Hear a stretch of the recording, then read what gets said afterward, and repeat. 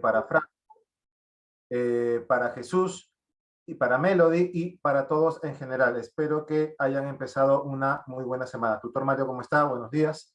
Buenos Buenos días días. a la coordinación de la Academia Cachimbos. Bueno, sin más preámbulo, vamos a iniciar la clase del día de hoy. Hoy tenemos lo que es el sentido contextual. Un tema importante, sobre todo en los textos que se presentan en la Universidad Mayor de San Marcos, es el tema de determinar, por ejemplo, el significado de alguna palabra que se encuentre dentro del texto y que quizás de repente no hayas logrado conocer o revisar.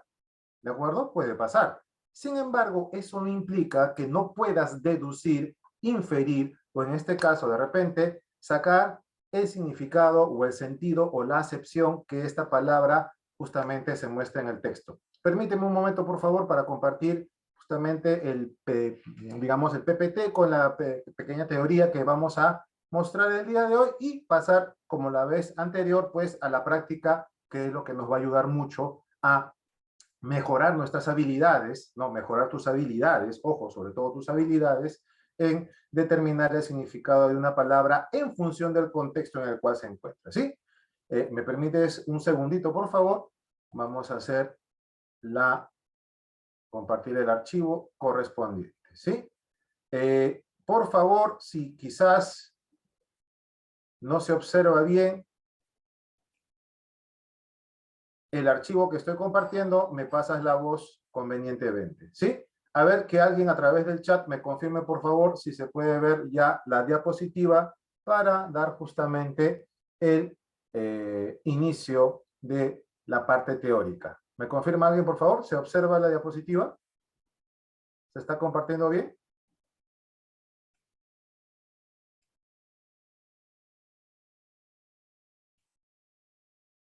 ¿Se ve bien, jóvenes? A ver, que alguien me confirme, por favor, por medio del chat. No hay ningún problema. O, obviamente, pidiendo permiso como corresponde para... ¿sí? Perfecto, listo. Listo. Entonces, sentido o significado contextual también se denomina a esta parte justamente de lo que es, en este caso, determinar el significado de un término o de una frase, ojo, de un término o de una frase que quizás desconozcamos dentro de lo que es una lectura, ¿no? Un texto en este caso. ¿Sí? Bueno, básicamente, de acuerdo, cuando encontramos una palabra desconocida, ¿sí? Básicamente, al menos debemos de hacer una lectura, si no es de, en este caso, el párrafo o las oraciones adyacentes que se encuentran, es decir, aquellas que se encuentran al lado de esta palabra o esta frase que desconocemos, al menos terminar de leer la frase, ¿de acuerdo? De una u otra forma, si esta palabra, este término, este enunciado, quizás esta entrada que hemos encontrado que nos resulte desconocida, ¿sí? Tiene un significado relevante para la comprensión de todo el texto. Ojo, es decir, saber el significado de esta palabra clave te va a permitir entender el resto del texto, entonces vas a proceder de dos maneras. Si determinas que esa palabra es importante, tienes que releer nuevamente la frase o en todo caso quizás si es un párrafo pequeño, el párrafo, de una u otra forma de determinar o inferir justamente qué significado tendría esta palabra en el contexto. Si el contexto, digámoslo así, no fuera suficiente para que tú puedas saber, determinar, ¿no? Descubrir el significado de esta palabra, entonces ya recurrimos de repente a otras cuestiones estructurales, o sea, de la conformación de la palabra, ¿no? Que nos puedan ayudar al respecto, ¿sí? Me imagino ya has visto el lenguaje, o de repente lo vas a ver pronto, ¿no? En la parte de morfología, ¿no? Lo que son prefijos, sufijos y lo que es una raíz, ¿no? En este caso vamos a hacer una breve descripción ahora en la parte teórica de ello, ¿no? Pero como te digo, ya en quizás los temas de morfología dentro del desarrollo de las clases que tengas en el curso de lenguaje, vas a darle también una mirada al respecto.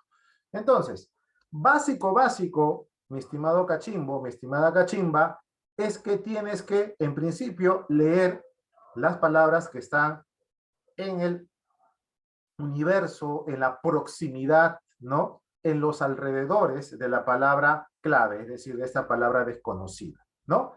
A partir de allí, poder determinar su significado. ¿Qué sentido tiene? De no ser suficiente eso, pues vas a recurrir de repente a elementos estructurales. La idea es que de una u otra manera sí puedas hacerlo sin ningún problema a través, ¿no? A través de la lectura de las palabras que se encuentran alrededor de esta palabra, de la cual su significado ignoramos todos y todas, ¿sí? ¿Qué pasos tendrías que dar?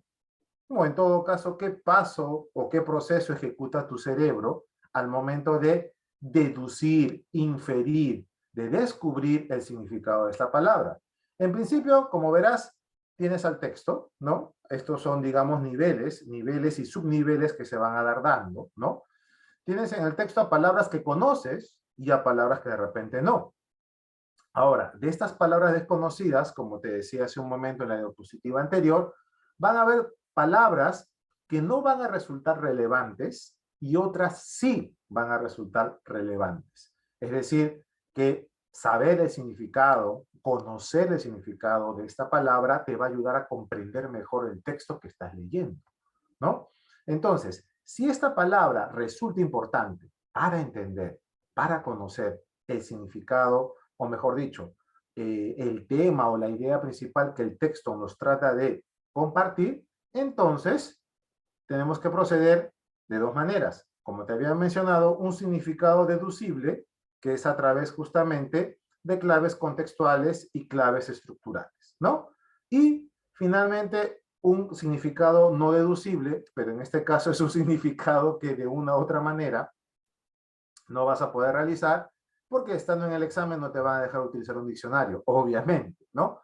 Quizás de repente en una práctica puede pasar ahora quizás, ¿no? De repente con la actividad domiciliaria que sí puedas, en este caso, pues proveerte de un diccionario que te va a dar de una u otra manera el significado preciso de dicha palabra. Pero ojo, ojo, mi cachimbo, debes tener en cuenta que solamente esto va a ser sí o sí en el caso de que por el método que hemos estado observando, ¿no? Y que vamos a desarrollar aquí en la teoría, no puedas determinar el significado de la palabra por el contexto. La idea es que lo puedas hacer. La idea es que de una otra manera, leyendo, en este caso, el texto, puedas descubrir el significado de esta palabra. Pero el proceso en niveles es lo que estás observando en estos momentos en la pantalla de tu PC, tu laptop o tu tablet, ¿no? Respecto a cómo vamos a determinar ese significado, cómo vamos a entender el sentido contextual de esta palabra o de esta frase. Ojo, no solamente es palabra, puede ser frase también, ¿sí? A ver, mira, tenemos aquí un ejemplo que quiero que en este caso lo leas o lo puedas en este caso observar bien. En este caso es una leyenda mapuche, ¿de acuerdo? Es una leyenda mapuche del pueblo pueblo originario del centro de Chile, ¿no? Una etnia justamente importante en el país del sur. De hecho, fue tan importante y tan fuerte que frenó el avance de los incas a Chile, ¿no? ¿Sabías eso? Y también le dio una dura batalla a los españoles durante, ¿no? Durante la conquista, ¿no? Previo al virreinato. Entonces, como te das cuenta, mira, si estás observando, como creo que sí, estás leyendo justamente este fragmento de esta leyenda, ¿sí? Aquí se está resaltando una palabra que en teoría tienes que determinar su significado. Y en este caso se está utilizando o se está señalando a la palabra enjambre. ¿De acuerdo? Como tú sabes, el término enjambre, perdón, en su sentido original etimológico hace referencia a este conjunto de insectos denominados abejas que están alrededor de un panal. Sin embargo, los términos, mis estimados y mis estimadas cachimbos, de una u otra manera, siempre varían en función del texto en el que están. Como puedes ver, el término enjambre aquí no se está aplicando a las abejas, sino se está aplicando en otro sentido. Generalmente las palabras, o mejor dicho, las preguntas en los ejercicios de comprensión lectora para determinar justamente cuál es el significado de una palabra dado por el contexto, son del tipo que estás observando allí, ¿no? En este caso, pues nos dan 4 alternativas, ¿no? Si en este caso enjambre, dentro del texto, ¿cómo podemos entender? Lo podemos entender como afluencia, es decir, en este caso, cuando se van reuniendo de a pocos, se van reuniendo un conjunto de personas o objetos o animales, aislamiento, o se está entendiendo como si fuera un panal, ¿no? Porque el término enjambre obviamente está relacionado con el de las abejas. En el caso del texto que estamos viendo, ¿no? Me olvidaba en este caso la palabra cúmulo, que se refiere a una agrupación, ¿no? A una agrupación compacta de diversos elementos. Entonces, afluencia, aislamiento, cúmulo y panal, ¿no? ¿Qué sentido se le está dando al término de enjambre en este texto? Como puedes ver, el sentido que se le da a la palabra enjambre no es el sentido original aplicado al conjunto de abejas, claramente. En este caso, estamos utilizando el concepto o el sentido o la referencia de cúmulo. ¿Por qué? Porque se está refiriendo al conjunto de islas, ¿no? Que rodeaban en esta parte del continente americano y que estaba de manera compacta, es decir, un grupo de islas que estaban muy cercanas entre sí, ¿no? Y que de una u otra manera pues formaban, por así decirlo, un archipiélago muy sólido en este caso.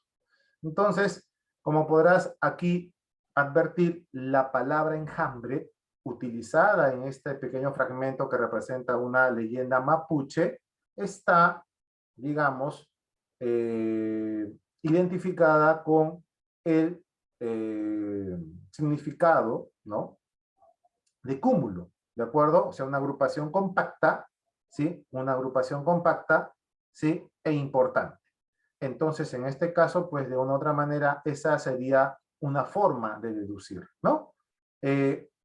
Procedemos primero con un ejemplo para después ir poco a poco observando cómo es que vamos a determinar. A ver, lo primero que tienes que tener en cuenta cuando vas a determinar, ¿no?, el significado de una palabra, como lo hemos hecho en este pequeño ensayo en la diapositiva anterior, es primero tener en cuenta los indicios textuales. En este caso sería bueno tener en cuenta lo que menciona este analista y lingüista del texto, Daniel Casani, ¿no?, español, en su libro Las palabras y el escrito, cómo define justamente el hallar el sentido o significado contextual de una palabra. Cassidy nos dice lo siguiente, ¿no?, que una palabra nunca aparece sola o descontextualizada, sino aparece alrededor de otras palabras que forzosamente forman un nuevo contexto, o en este caso un hueco gramatical y semántico para la primera. ¿Qué quiere decir con esto? Que es el texto el que va a permitir, junto a las demás palabras que están, ¿no?, en este caso, cercanas a esta palabra que nos resulta desconocida, ¿no? Crea pues un nicho, ¿no?, donde podemos nosotros, sobre la base de los datos que tenemos alrededor de esa palabra, deducir cuál es su significado. Entonces, eso es un indicio textual, ¿no? Un indicio que en este caso el texto nos brinda, ¿sí?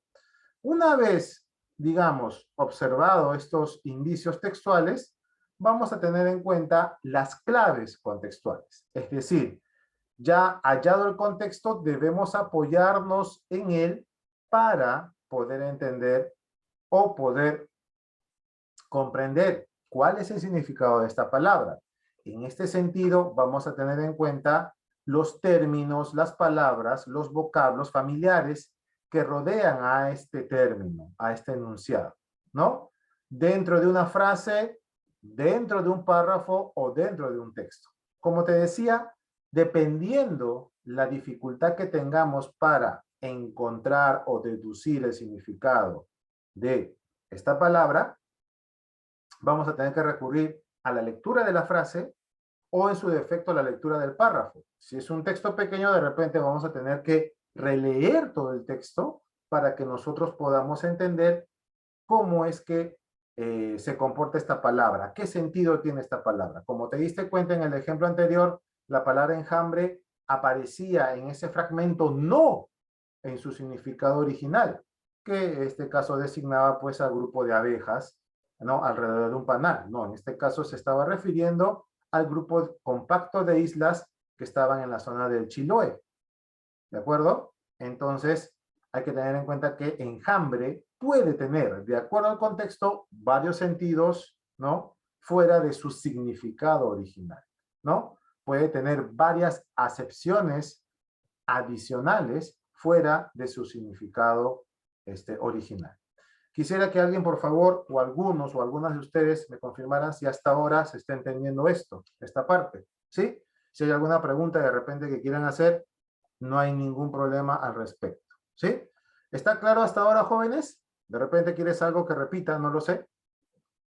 Si no, para continuar, ¿no? A ver, alguien que me confirme, o alguno de ustedes. Nunca me gusta que mis alumnos se queden con alguna duda al respecto, ¿no? Porque estos contenidos teóricos, si pueden, bien son de repente cuestiones muy sintéticas, ayudan mucho a la resolución de los problemas, o mejor dicho, de los ejercicios de comprensión lectora.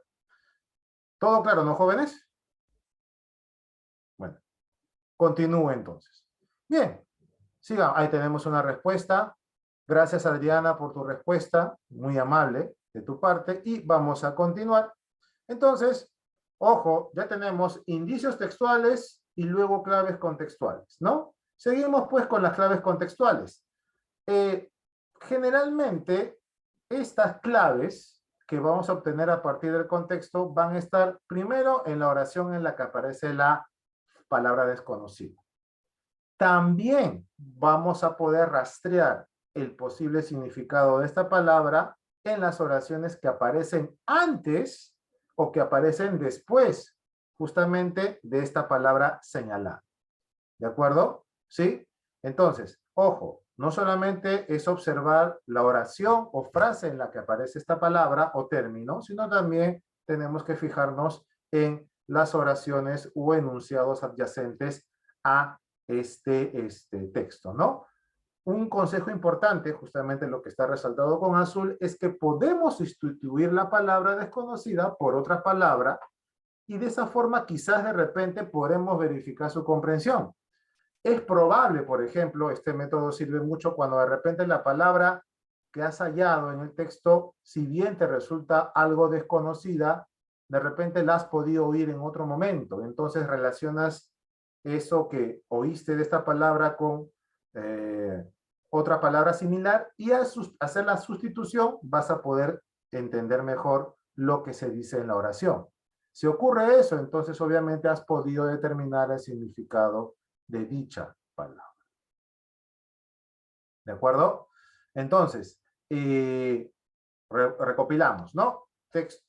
Indicios textuales, claves contextuales, y dentro de esas claves contextuales también podemos encontrar justamente el uso de frases adyacentes.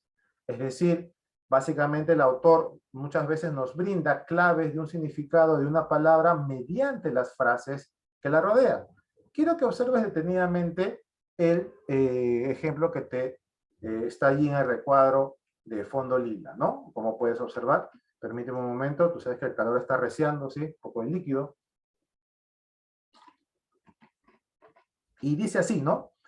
La perversidad del anciano era de todos conocida.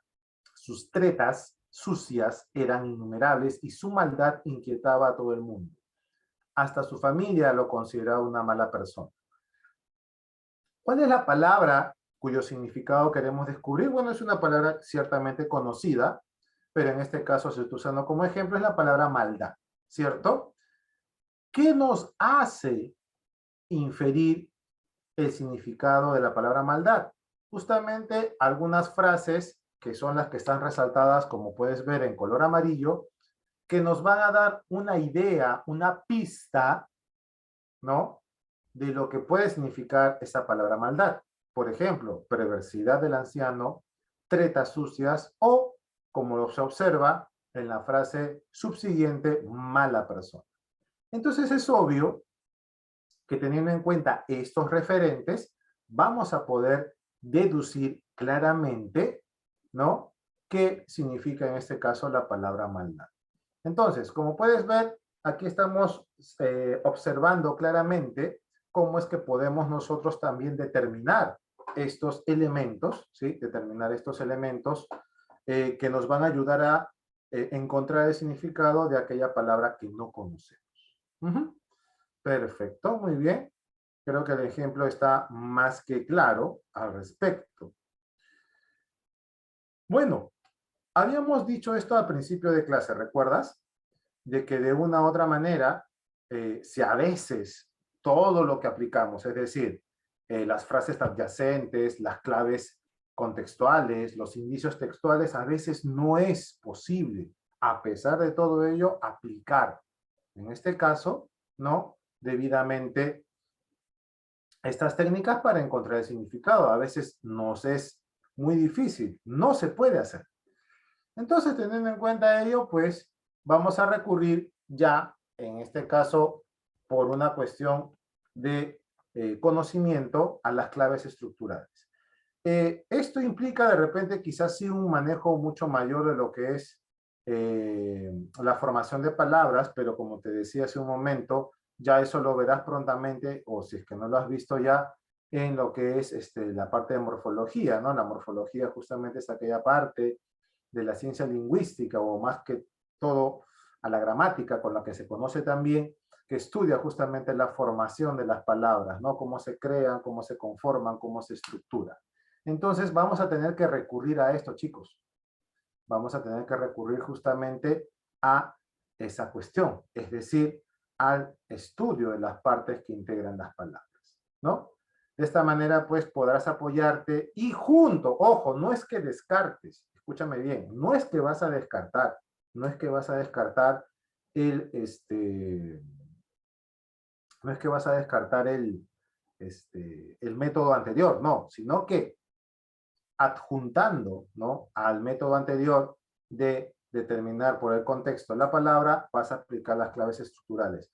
Ojo, nuevamente lo repito, esta aplicación de determinar la estructura de la palabra para entender su significado ya es un paso posterior si es que a través de lo que es la aplicación del contexto no has logrado determinar el significado de la palabra. ¿Cuáles son las claves estructurales que vas a tener en cuenta? ¿Sí? En principio, bueno, vas a tener en cuenta la raíz, ¿no? Es decir, la palabra que sirve de base. Generalmente eso se llama morfema lexemático o lexema. ¿Qué es el lexema? Básicamente es cuando la raíz de una palabra, es decir, de dónde proviene, te indica un significado. Por ejemplo, la palabra pan, ¿no? La palabra pan sirve como palabra base para crear otras palabras similares que se derivan de ella. Panadero, panistería, panadería, ¿no? Panificadora. Si te das cuenta, en este caso, aquello que no cambia, aquello que permanece igual, siempre va a ser la raíz, ¿no? Como te decía, la raíz es un tipo de morfema denominado lexema. Un morfema, por si acaso te voy adelantando, si es que no has visto todavía morfología, es la mínima unidad de análisis morfológico, ¿no? Esta, digamos, partícula de palabra, este pedacito de palabra, si lo podemos interpretar así, posee pues un determinado significado, ¿no? Entonces la palabra pan, por ejemplo, sirve para crear nuevas palabras, ¿sí? Bueno, cuando en este caso, pues, digamos, agregamos otras formas, ¿no? Otras formas a la raíz o palabra base para formar otras palabras, vamos a hacer lo que es un proceso de, básicamente, derivación, ¿sí? Es decir, vamos a colocar otras partículas, tanto al final, ¿no?, después de la raíz como antes de la raíz para formar las palabras. Cuando colocas en estos morfemas antes de la palabra base o raíz, vamos a denominar a estos morfemas prefijos. Y a los morfemas que vienen después de la raíz se les va a denominar sufijos. Eso es la denominación de lo que es una un morfema derivativo. También pueden existir morfemas dentro de la palabra, ¿no? Entre un sufijo y la raíz. Cuando ocurre esto, a esto se le llama infijo, pero también está dentro de lo que son los llamados morfemas derivativos, ¿no? Entonces, antes de la palabra base, como después de la palabra base, se colocan morfemas derivativos, ¿no? Los morfemas que se encuentran antes de la palabra son prefijos antes de, y los que se encuentran después se van a llamar sufijos después de. También podemos saber que quizás se formen palabras compuestas. Las palabras compuestas son aquellas palabras formadas ya no sobre raíces o morfemas, sino que son palabras que van a unirse entre sí y formar una nueva. También van a ver ustedes en morfología cuáles son los procesos de composición de palabras. Ahí van a ver un poquito más cómo se forma una palabra compuesta, ¿no? En el caso también de las contracciones es cuando se recorta una palabra.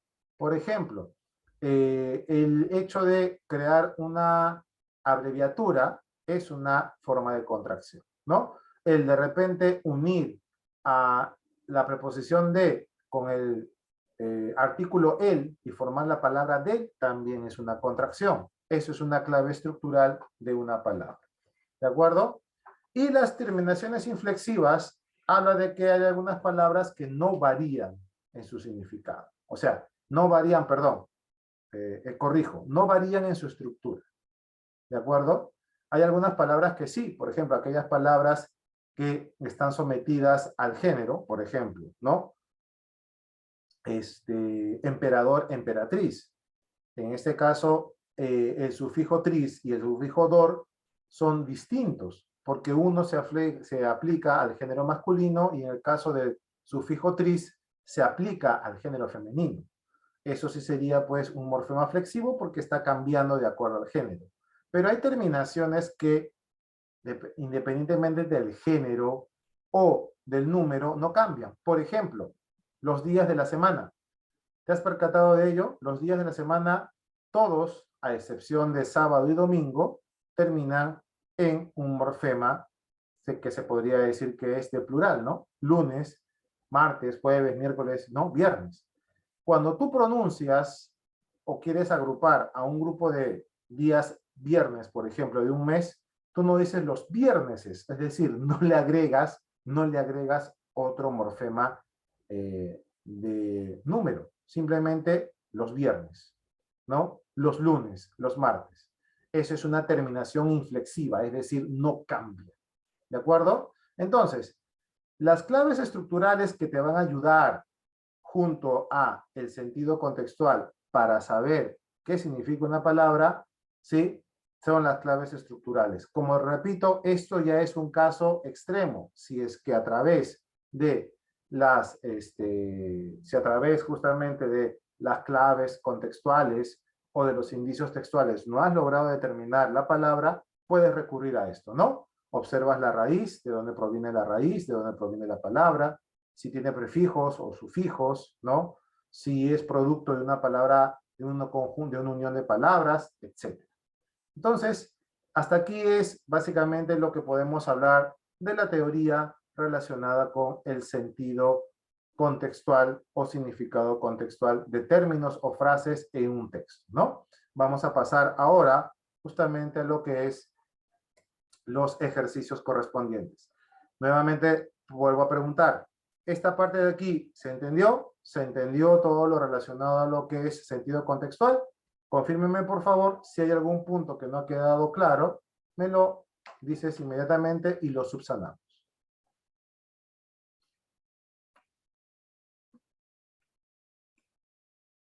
Perfecto, gracias por confirmar, Eidan, lo mismo que María Alejandra. Bueno, entonces, chicos, permítanme ahora compartir, chicas, el archivo correspondiente a lo que vamos a desarrollar el día de hoy. ¿Sí? Permíteme un momento, por favor, para compartir la pantalla.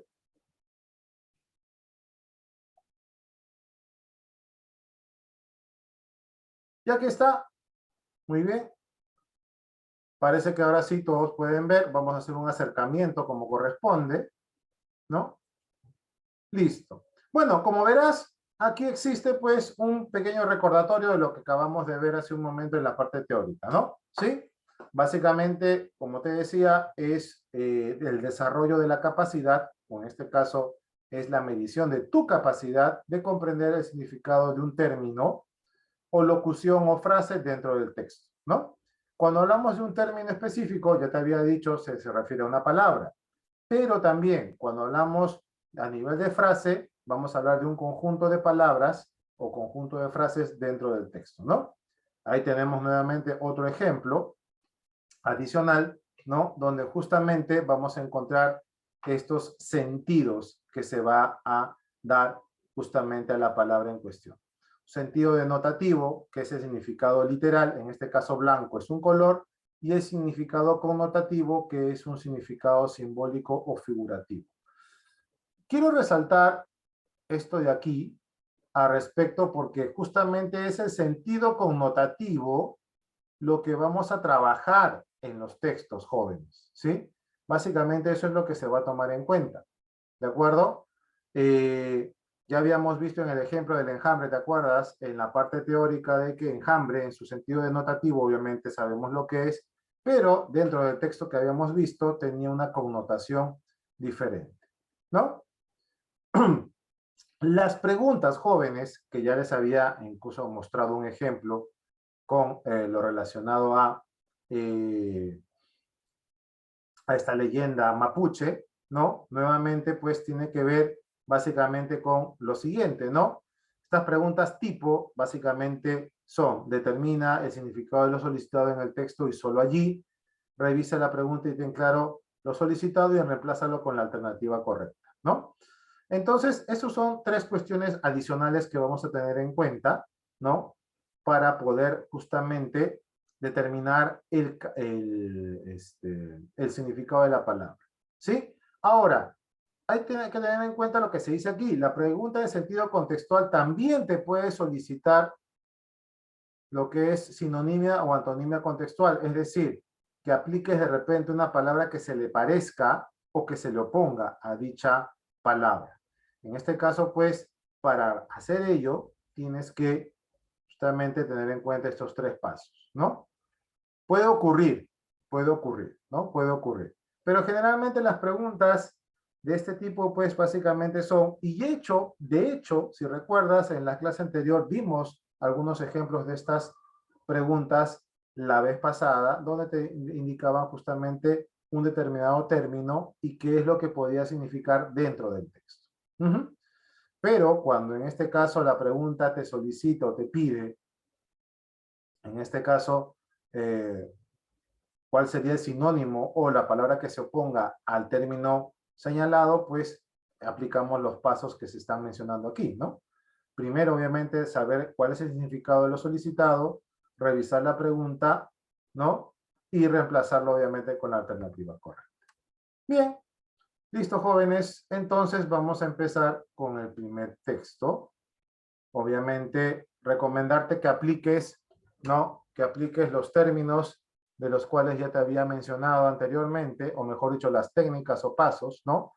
Para hacer una lectura de un texto. Primero aplicas el skimming. El skimming es una revisión básicamente de todo lo que corresponde al texto en sí, y luego está el scanning, que es ya la lectura profunda, en donde vas a determinar, como quien dice ya, eh, lo que es la idea principal, el tema y todo aquello que te va a servir para, por así decirlo, responder las preguntas que tenemos o que se van a mostrar a continuación. ¿Sí? Por favor, lee el texto y luego procedemos a resolver las preguntas en cuestión. ¿Sí? Procedamos, por favor.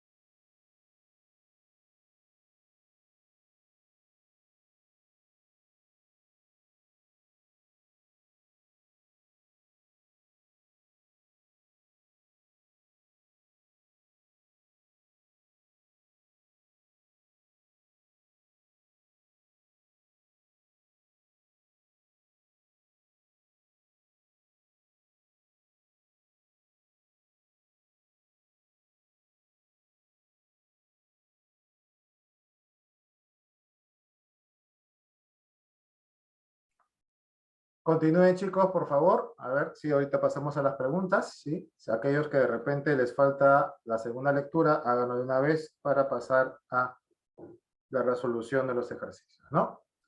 ¿Sí? Son textos cortos, si te das cuenta, no son tan largos.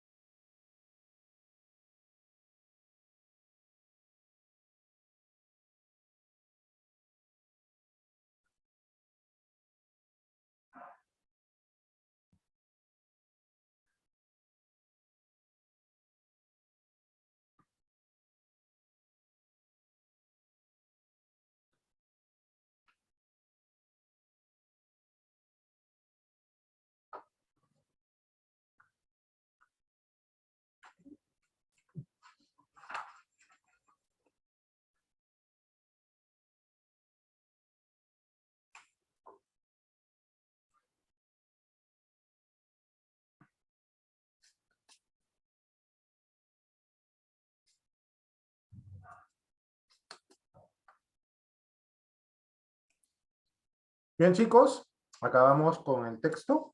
Me avisan, por favor. Vamos a dar de repente un par de minutos más para que puedan leerlo bien y ya de esa forma resolver los ejercicios, ¿no? Si necesitamos, como en la clase anterior, de cuando en cuando regresar a los textos, pues lo vamos a hacer. Tengan en cuenta una cosa, esto de una u otra manera va a ser, digamos, bastante frecuente. El hecho de que leyendo un texto, ya sea cual sea la naturaleza de la pregunta, si es que en este caso no te queda clara, para poder responderla de inmediato, siempre es recomendable que regreses al texto.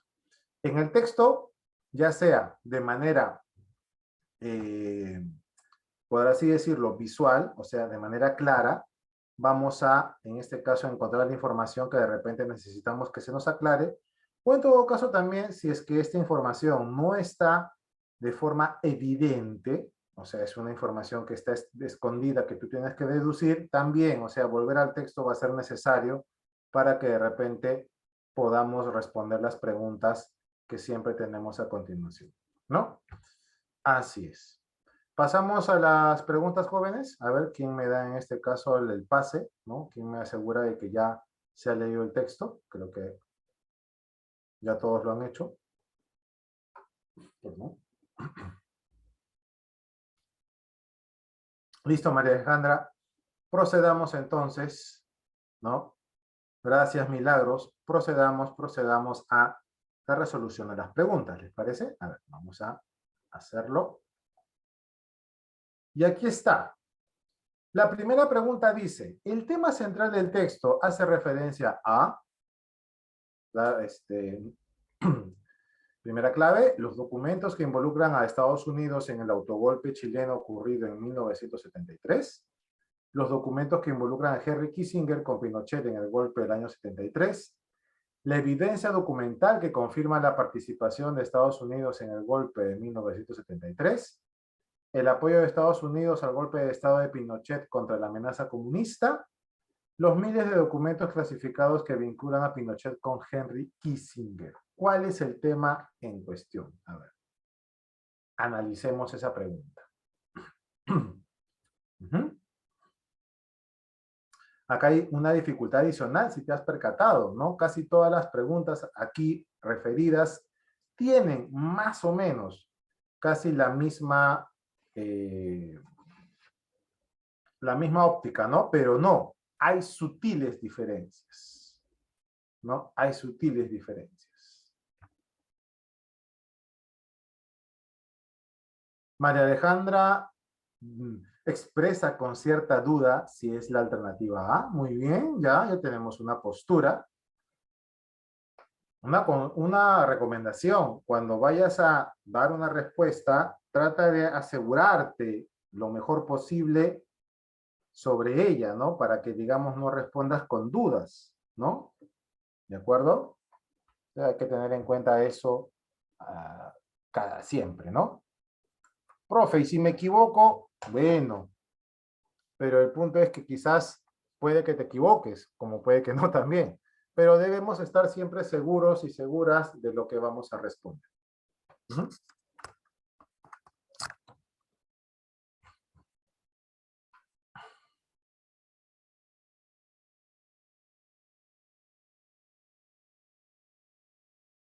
¿Ver? Tenemos ya una respuesta de nuestra amiga, pues, María Alejandra, ¿no?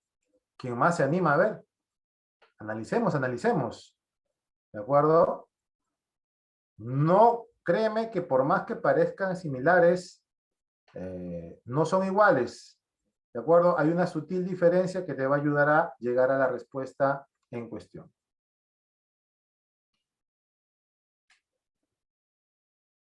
Ajá, tenemos otra participación. Tenemos la interpretación de Aidan, que él menciona con seguridad que es la C. Milagros menciona que es la D. A ver, si no me equivoco, descontándome a mí y al tutor Mario, como que ustedes son como 20, ¿no? A ver, sería importante tener pues 20 respuestas, ¿no? A ver, veo que solamente participan algunos. Vamos, vamos chicos, anímense. Sin temor a equivocarse, y si te equivocas, aquí estamos justamente para aprender, ¿no? Para aprender y ser mejores, así que con tranquilidad, ¿no? Entonces ya tenemos 3 propuestas, jóvenes, ojo, ¿no? La A, la C y la D. Perfecto, muy bien. Ajá.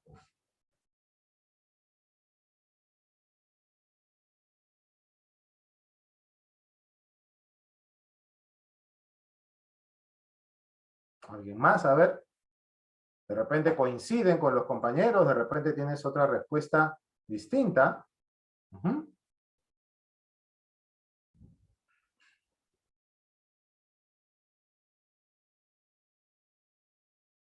¿Nadie más se anima? Vamos, vamos, participen. La participación es importante. El participar te ayuda justamente a medir la capacidad que estás teniendo de cómo estás absorbiendo los conocimientos en cuestión. Uh-huh.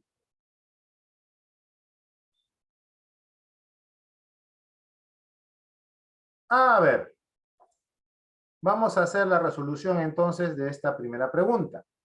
Para eso regresamos un ratito al texto, solamente un momento, nuevamente, ¿sí? Y de una u otra manera, la respuesta quizás la obtengamos justamente en las primeras líneas del primer párrafo, ¿no? Donde se dice que más de 20,000 documentos desclasificados en Estados Unidos confirman que Estados Unidos apoyó el golpe de Estado de Augusto Pinochet. ¿Sí o no? Se dice tal cual. ¿De acuerdo? Se dice tal cual. Ahora, también dentro de estos archivos pues se recoge una conversación que mantuvo Pinochet con el consejero de en ese tiempo pues de Seguridad Nacional y posterior secretario de Estado Henry Kissinger. Pero ojo, ¿te fijas en algo? Dice que esta conversación fue en el 76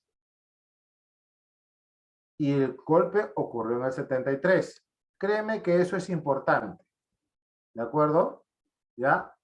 Créeme que este caso es importante, ¿no? También es importante que en este caso, De una u otra manera, esto se dio luego de un discurso que pronuncia Kissinger en la OEA. Ahora, según Kornblum, Kissinger era arquitecto del programa, pero ojo, es una deducción de Kornblum. ¿De acuerdo? Sí, es una deducción. No hay una evidencia exacta de que en este caso Kissinger haya sido quien directamente participó en esto.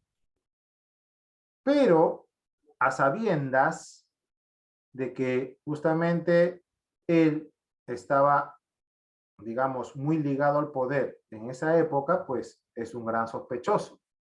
Pero no se afirma con exactitud que él sea el arquitecto en sí. Es el sospechoso de haberlo hecho.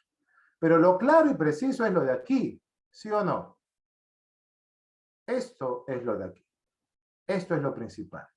¿De acuerdo? Si tomamos en cuenta ello, entonces, analizando las respuestas, la número 1, que en este caso la alternativa A fue una propuesta, dice, los documentos que involucran a Estados Unidos en el autogolpe chileno ocurrió en el 73. Pregunta, según lo que de repente ustedes han visto, van a ver en Historia Universal, o según lo que dice la lectura, ¿está bien utilizado, crees tú, cachimba, la palabra autogolpe? A ver, ¿quién me responde eso? Porque si yo hablo de autogolpe, quiere decir que yo, siendo presidente, como quien dice, doy un golpe de Estado a mi propio gobierno. ¿No te hace recordar eso a algo que ha sucedido hace poco por aquí? ¿No? Entonces, así es María Alejandra. No. Salvador Allende no se dio un autogolpe. No. El general Pinochet con las Fuerzas Armadas chilenas le dieron un golpe al presidente Salvador Allende. Y esta época en la cual se impone, y también, como te digo, ya lo han visto, es que ya lo han visto, lo van a ver en Historia Universal, fue una época muy complicada para el país de chileno, ¿no? Porque pues se instauró una dictadura militar que tuvo pues graves consecuencias a nivel lo que es violación de derechos humanos. Y se dice eso en el texto, ¿eh? ¿De acuerdo? Por esa razón, estos archivos, como dice aquí, se van a entregar a lo que es el Museo de ¿qué? Museo de la Memoria y los Derechos Humanos. Porque durante el gobierno de Pinochet, pues se cayó en ese tipo de hechos, ¿no? Entonces, amiguitos, amiguitas, la A no es, como te das cuenta. La evidencia documental de que confirma los documentos que involucran a Henry Kissinger con Pinochet en el golpe de 73. ¿Hay algún documento que especifique claramente que Kissinger autorizó dicho golpe? ¿Hay una firma, una foto, una rúbrica? No, ¿verdad? Profe, pero ahí se dice que él fue el arquitecto. Claro, son deducciones de Peter Kronblut. En este caso, el docente de la Universidad de, si no me equivoco, ¿Universidad de qué? La Universidad de George Washington, ¿no? Pero hay un documento que se vea patente de forma clara que Kissinger participa o está dentro de este proyecto autoritario chileno? A ver, ¿quién me lo dice? Ojo, todo es en función del texto. Recuerda, todo siempre es en función del texto. ¿Existe un documento que pruebe ello? No, exacto, no. Por lo tanto, entonces, la B no es. Mira cómo vamos desmenuzando de a pocos, cómo vamos desarmando, deconstruyendo, desestructurando el texto. La evidencia documental que confirma la participación de Estados Unidos en el golpe 73. Aguanta, mira. ¿Y eso yo no lo vi aquí? Claro que sí, mira. Esto sí lo puedo observar de manera clara y directa en el texto. ¿No? Entonces pareciera que la C sí sería un candidato para justamente ser la respuesta, pero vamos a seguir revisando las respuestas. El apoyo de Estados Unidos al golpe de Estado de Pinochet contra la amenaza comunista. Amenaza, ¿de acuerdo? En este caso, sí, el gobierno de Allende era un gobierno de socialdemocracia, no necesariamente de comunismo. Y ahora, en este caso, Kissinger menciona de que, en este caso, ¿no?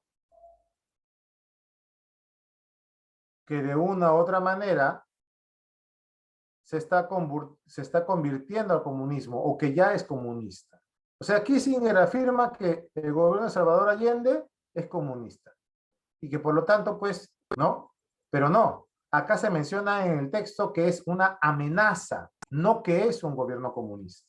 ¿De acuerdo? De hecho, cuando, digamos, Allende asume la presidencia, pues no tuvo mucho tiempo de gobernar, pues justamente este golpe de Estado, ¿no? Que dio el general Pinochet, truncó eso, ¿no? O sea, al final nunca sabremos si el gobierno de Pinochet se iba a convertir en un gobierno comunista o no. Es más, el concepto mismo de comunismo ni siquiera se podría decir de qué forma iba a ser aplicado, ¿no? Por último, los miles de documentos clasificados que vinculan a Pinochet con Kissinger. Igualito, mira, lo de la E es casi igual a lo de la B, ¿sí o no? ¿Qué me dices, Cachimbo? ¿Qué me dices, Cachimba? ¿Estoy en lo correcto o no? La E es casi igual a la B, ¿sí o no? Simplemente es un disfraz distinto. ¿Qué me dice? Claro que sí. Por lo tanto, sí, la respuesta en este caso, como lo hemos comprobado, de hecho está a inicio del texto, ¿sí? Es, perdón, disculpen. Ahí está, listo. Se me fue el resaltador por otro lado. Sería en este caso, a ver, perdón un momentito. Acá apareció algo que no debía aparecer. A ver, un momento. Listo, ya. Un momento, jóvenes. Y ahora sí, perdón. Entonces te decía que en este caso la respuesta C es la respuesta a tomar en cuenta. Por lo tanto, debemos de felicitar a Aidan, que es quien en este caso dio con la respuesta en cuestión. Muy bien, Aidan. Felicitaciones. Bien, vayamos a la segunda pregunta. ¡Ajá! Mira, mi estimado Cachimbo, mira, mi estimada Cachimba. Encontramos una pregunta relacionada con qué? Relacionada justamente con el tema que desarrollamos el día de hoy, que es el sentido contextual o el significado contextual de una palabra o término o locución dentro de un texto. Dice la pregunta número 2. En el texto, la palabra instó connota, ojo, ya te dije, hay una diferencia entre denotativo y connotativo. Instó connota una exhortación, una intermediación, una aplicación, una delación o una persuasión. En este caso, explicación de algunas palabras. Exhortación, si es que no te resulta conocida, es cuando tú quieres convencer, ya sea por el diálogo, por el ruego o por la imposición a otra persona. Uno. Delación. Delación es cuando tú delatas, es decir, cuando tú confiesas o traicionas a alguien, ¿no? Que de repente ha cometido algún tipo de delito o crimen, ¿no? Eso es delación. Intermediación, aplicación y persuasión creo que son palabras que tú ya imagino conoces, ¿no? Entonces te preguntaría yo, ¿no? En el texto la palabra instó, ¿qué significa? Para ello, obviamente, debemos regresar al texto, ¿sí? Así que regresamos inmediatamente al texto, mis estimados jóvenes, y vamos a buscar la palabra instó. ¿De acuerdo? ¿Ya? ¿Sí? Pues, seguimos buscando la palabra instó, ¿no? ¿De acuerdo?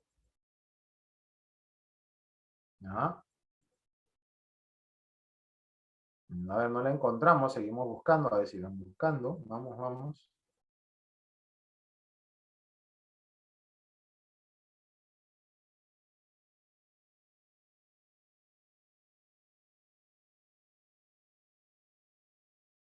De repente no está como instó, sino de repente también en otro verbo, ¿no? En otra forma verbal o no verbal también.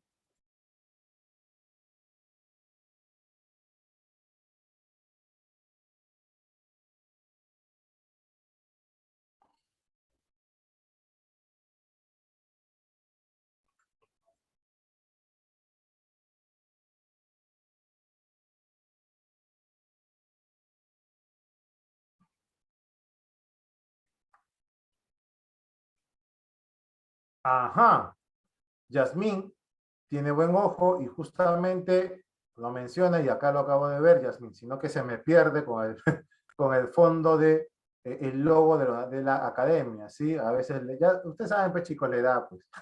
No, mentira. Muy bien, buen ojo, mi estimada Yasmin. Así es.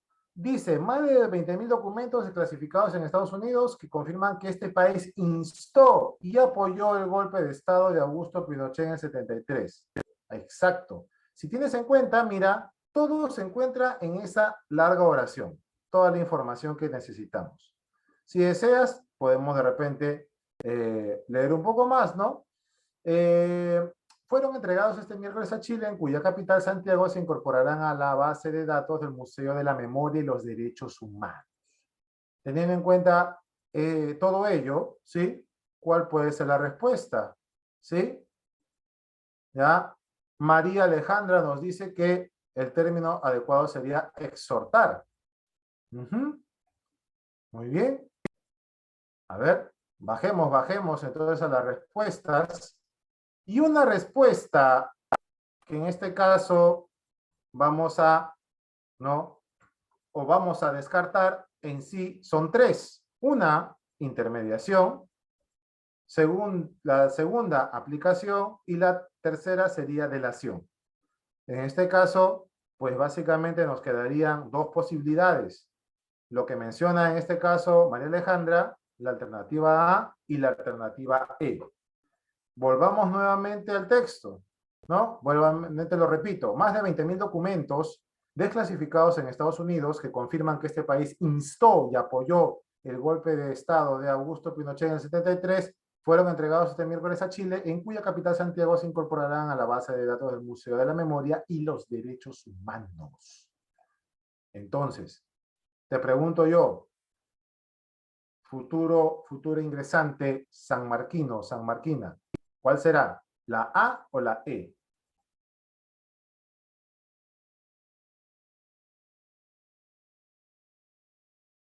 ¿Cuál podría ser, en este caso, la respuesta a esa pregunta, a la pregunta número 2?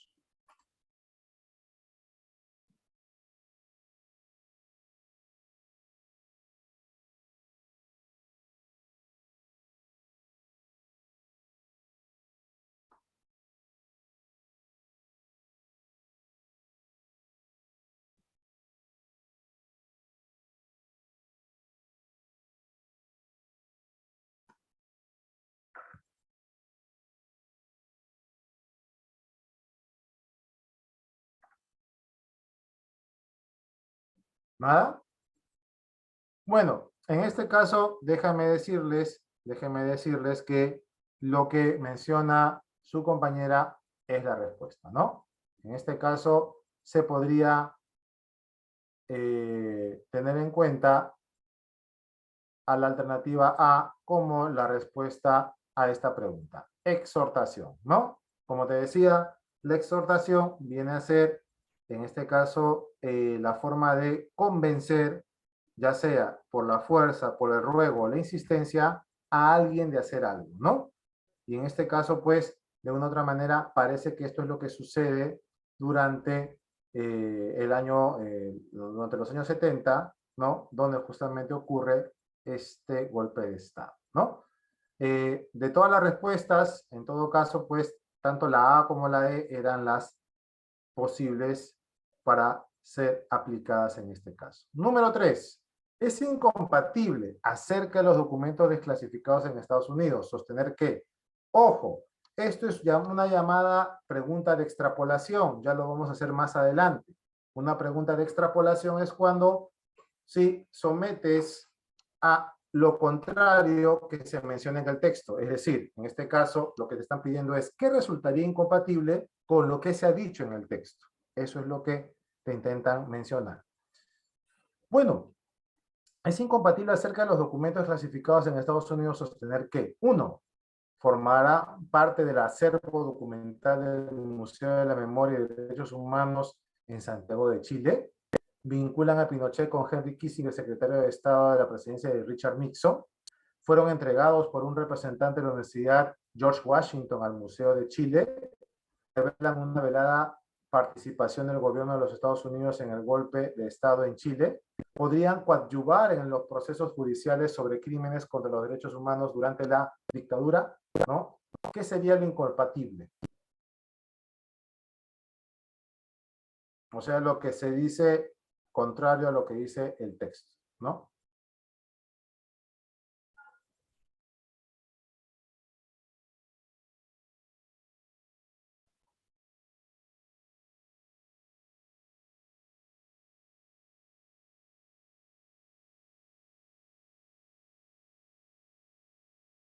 ¿Cuál será la respuesta?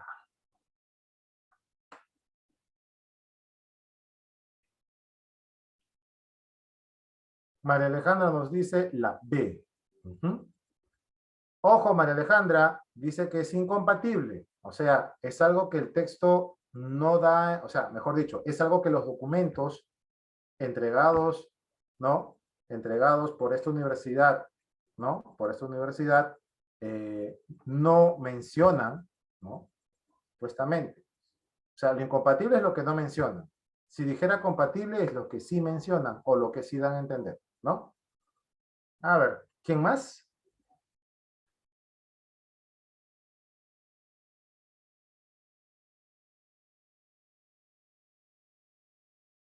Tengan en cuenta el término que están mencionando aquí. Miren, lo resalto, lo resalto. Ah,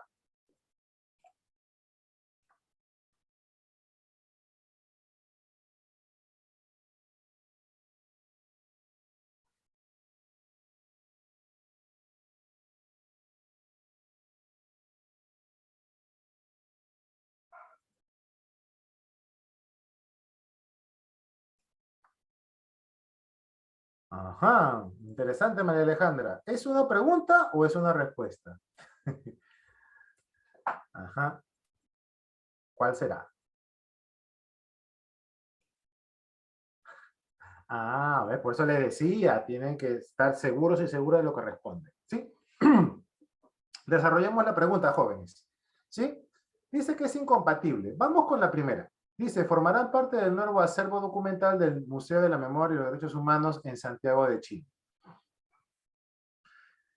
Ajá, eres media dudosa. A ver, bueno, poco a poco dejaremos las dudas. ¿De acuerdo? Bien, con respecto a la alternativa A, esa la encontramos justamente en los primeros párrafos, ¿no? Los documentos que fueron mencionados, Chile. O sea, la primera afirmación no es incompatible, porque se dice en el texto. ¿De acuerdo? Se dice en el texto. ¿De acuerdo? Se menciona eso en el texto, claramente. Entonces, avioncito no es. A ver, vamos a ver qué dice Bebito Fiu Fiu. Dice, vinculan a Pinochet con Henry Kissinger, secretario. ¿Eso es cierto? También es cierto. O sea, que eso no es incompatible. Lo dicen por acá en medio del texto, justamente, ¿no? De hecho, mencionan sobre una conversación que en el 76 tiene Henry Kissinger con el general Pinochet. La C. Fueron entregados por un representante de la Universidad de George Washington al Museo de Chile. Ajá, al Museo de Chile. Wow, pero eso es bien extraño, ¿no? O sea, fue al Museo de Antropología de Chile, fue al Museo de Arqueología de Chile, o sea, se precisa exactamente que solamente en Chile había un museo, ¿no? ¿Verdad? Donde se está entregando esta documentación es básicamente al Museo de la Memoria y los Derechos Humanos. O sea, no es a cualquier museo. No es que Chile solamente tenga un museo. Ojo, ojo. ¿De acuerdo? Ten cuidado, ten cuidado, ten mucho cuidado. Acá dice Museo de Chile, pero no. A lo donde fue entregado fue al Museo de la Memoria y los Derechos Humanos de Chile. ¿De acuerdo? Parece que la C es. Sigamos, revelan una velada participación, eso también se dice en el texto. Podrían coadyuvar en los procesos, también se dice al final del texto. O sea, la A, la B, la D y la E son compatibles con lo que se dice en el texto. Lo que es incompatible es lo que se dice en la alternativa C. Muy bien. Perfecto. Listo, chicos. nos vamos ahora a la alternativa, a la pregunta 4, rapidito nomás, porque todavía nos falta 2 textos más. A ver, se puede colegir, la palabra colegir, ¿no? Se puede interpretar como se puede inferir. Se puede colegir en relación a la frase y los personajes de la imagen, o sea, la de acá. Ojo, este es un texto discontinuo porque también hay una imagen que acompaña al texto continuo como tal. Para los Estados Unidos, ¿no representa dificultad usar piezas políticas para la concreción de sus fines? Estados Unidos posee un poder prestidigitador para solucionar los problemas políticos de sus socios. Estados Unidos representado por el tío Sam, un gran marionetista que articula a sus súbditos. Estados Unidos es representado como un anciano diestro en el arte de la manipulación de monigotes. Estados Unidos, representado por el tío Sam, usa mandadifes como Pinochet para sus propósitos, ¿no? En relación a la frase y el personaje. ¿Qué representa? La frase dice, look mad, sin manos. O sea, esto es como interpretar decir, miren, miren, chicos, sin manos. O sea, me dejo entender, no necesita ni siquiera las manos para poder lograr sus fines manipulando a otros países, ¿no? Eso es lo que significa, ¿no? No hands, sin manos. ¿Ya? Bien. ¿Ya?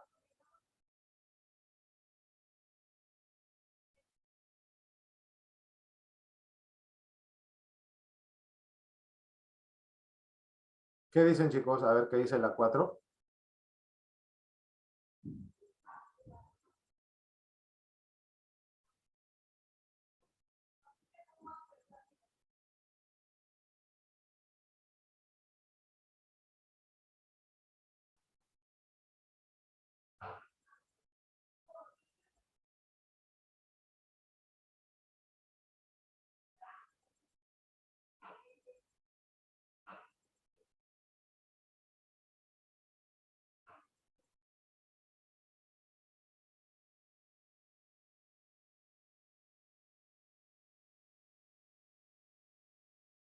¿Cuál sería la respuesta?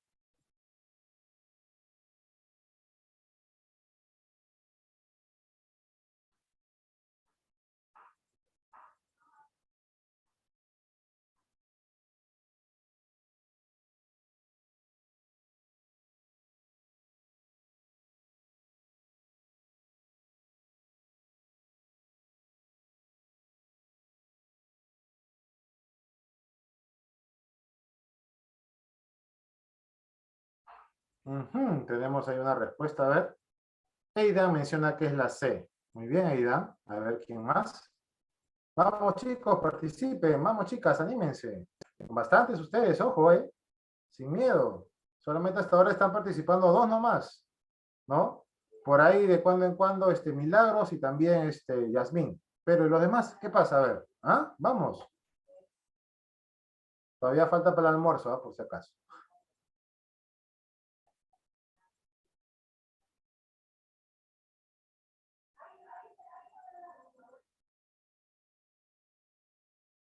Nuevamente, la número 4 es muy parecida a la número 1 en que todas las respuestas tienen muchas similitudes, pero hay que encontrar la clave. Ojo, debes fijarte, te voy a mostrar nuevamente, debes fijarte en la frase y en la imagen. Ahí está.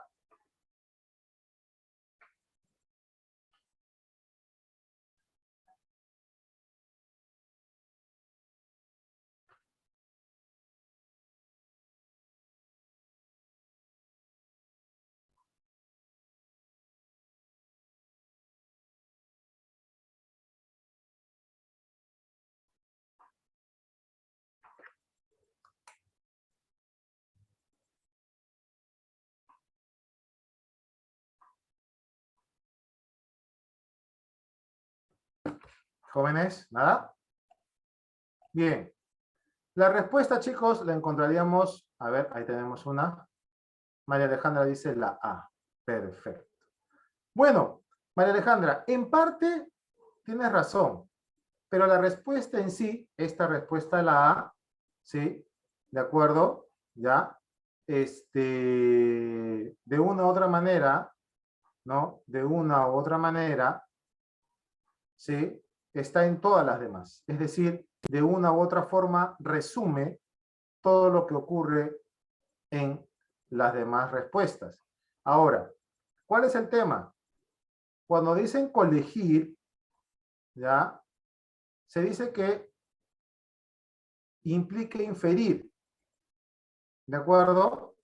Si en este caso yo me basara la respuesta en la C, la D o la E, técnicamente no sería tanto así porque se está mencionando cómo está representado Estados Unidos dentro de la imagen, ¿ya? O sea, ya aquí se menciona directamente quién representa a Estados Unidos, que es el tío Sam. O sea, en la C, la D y la E no hay una inferencia como tal. Esa inferencia la puedo encontrar de una u otra forma en la A y en la B. Pero si nos vamos a la frase en sí, look man, no hands, ¿de acuerdo? La respuesta más cercana justamente sería la que menciona su compañera. O sea, para Estados Unidos no le es nada difícil, en este caso, ¿no? Ya, usar piezas políticas para concretar sus fines. El hecho de que le sea tan fácil colocar a Pinochet en Chile para justamente gestionar un golpe, ¿no? Ante la amenaza comunista, pues es una clara intención de ello, ¿no? Entonces, recuerda, colegir es inferir. En la C, D y E ya no hay inferencia, porque básicamente hay algo más literal. Ya se está mencionando la descripción del dibujo, cuando lo que tenemos que hacer nosotros es básicamente deducir de la información escondida qué significa. Recuerda que la inferencia es cuando deducimos de información que no está de forma clara y precisa en el texto, es decir, no está de forma evidente. Muy bien, señorita. Perdón, María Alejandra. Si los documentos desclasificados comprometieran al gobierno de Estados Unidos con otras dictaduras latinoamericanas de aquel entonces, ojo, esto es un término a tener en cuenta, posiblemente se tendrían evidencias concluyentes que señalen a Estados Unidos como parte de una conspiración internacional. ¿Podría tratarse de un plan coordinado del gobierno norteamericano para el control político de esta región? El país norteamericano tendría que rendir cuenta de su participación ante los tribunales internacionales. El acervo documental tendría que pasar por un proceso de peritaje judicial para comprobar su autenticidad. O en la actualidad las relaciones políticas y económicas con el país del norte podrían verse afectadas, ¿no? ¿Qué ocurriría si se descubriera que Estados Unidos en los años 70 también colaboró con otras dictaduras latinoamericanas? ¿Cuál sería la respuesta?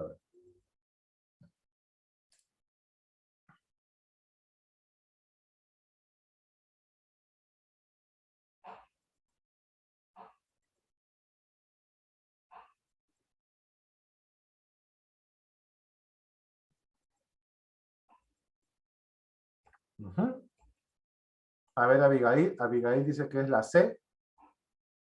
Muy bien. ¿Alguien más? ¿Otra propuesta?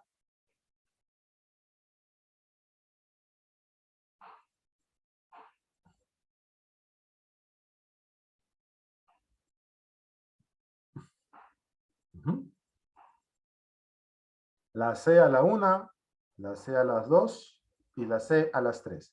Bueno, es cierto. Abigail tiene razón. ¿Por qué? En el caso de la A y la B, se asume que eso está ocurriendo en el presente. Sin embargo, la pregunta es clara, ¿no?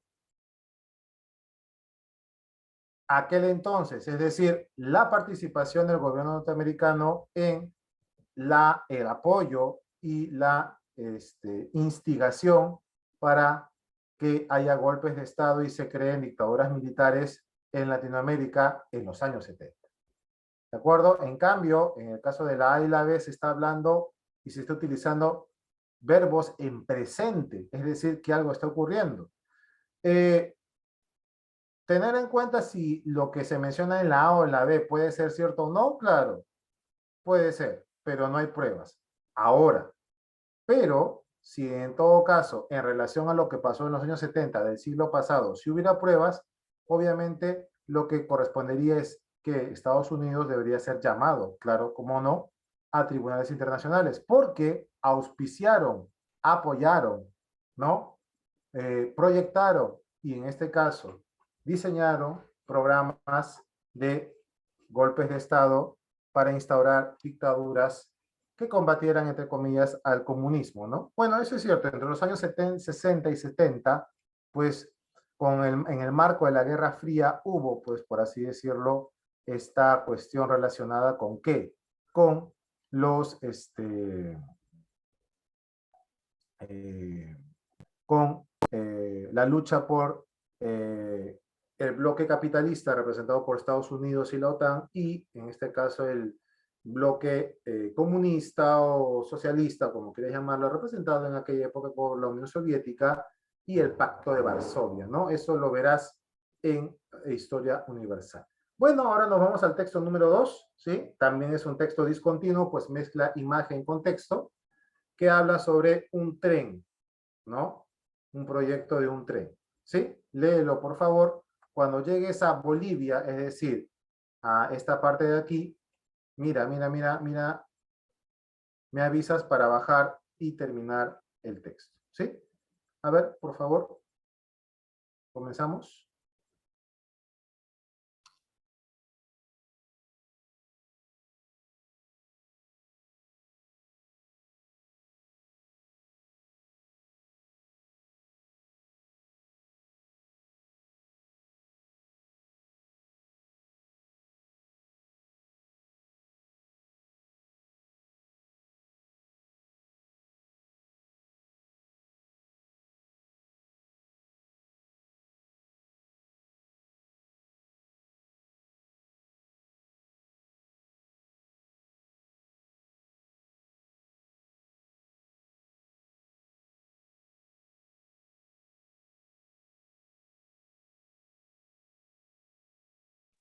Recuerden, me avisan si desean por el chat eh, para que baje y terminemos de leer el texto, ¿de acuerdo?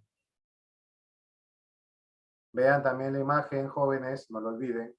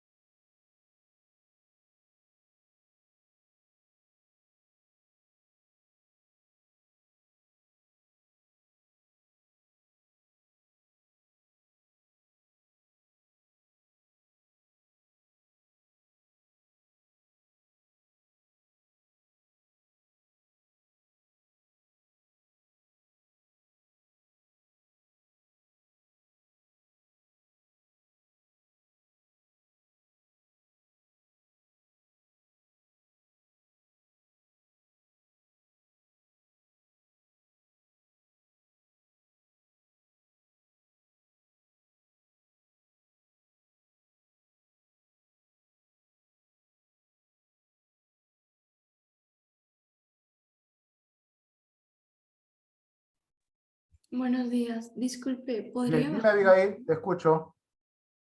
¿podría bajar un poco para seguir leyendo? Perfecto, Abigail, gracias por avisar. ¿Estamos todos con Abigail? ¿Todos para, no, que alguien más me confirme para poder bajar de una vez? Intuyo que sí, ¿no? A ver. Bien, terminemos entonces el texto.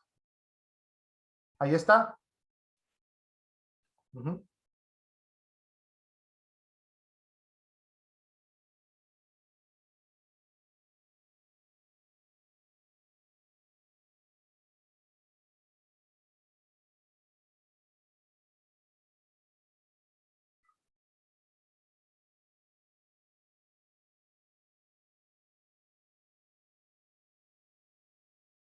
Y ahí termina el texto.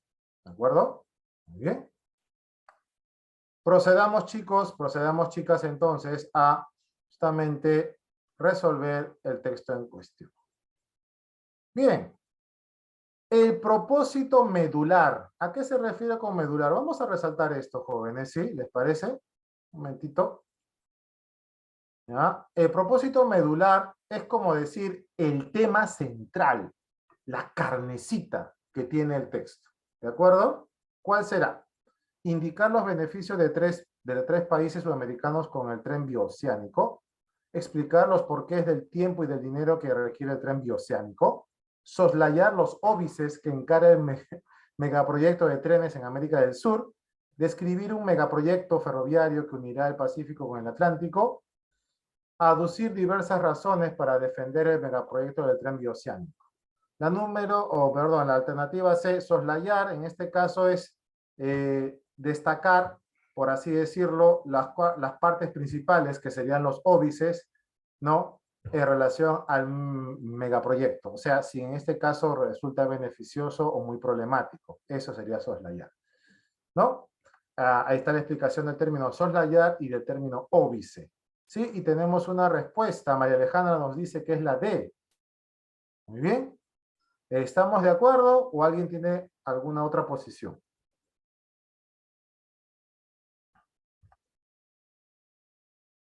Abigail dice que es la E.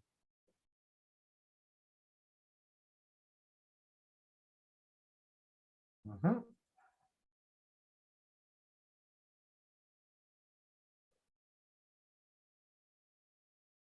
Bien, bueno, así a grosso modo empecemos con la última. Aducir diversas razones para defender el megaproyecto del tren bioceánico.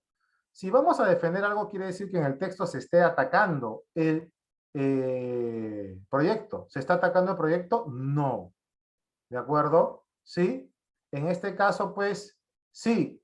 Básicamente lo que se hace es describir cómo va a ser el proyecto, ¿no? Los beneficios de esto de una u otra manera solamente se mencionan en la primera parte, ¿no? Luego se está mencionando cuánto se va a invertir, cómo es el recorrido, cuántos kilómetros tiene, qué es lo que le corresponde a cada país, etcétera, etcétera. Eso sí. O sea, es una descripción básicamente de este megaproyecto, pero técnicamente no hay un ataque hacia él. ¿Me dejo entender? Entonces, no podríamos mencionar que se están aduciendo o mencionando razones o argumentos para defender este proyecto. ¿De acuerdo? Bien, perfecto. Entonces, la alternativa D es la respuesta en la número 1. Ajá. Nuevamente, sentido contextual. En la palabra megaproyecto, ¿el prefijo incide en qué? En este caso, el prefijo, ¿cuál será la palabra base aquí? ¿Mega o proyecto? A ver, ¿quién me lo dice? Rapidito.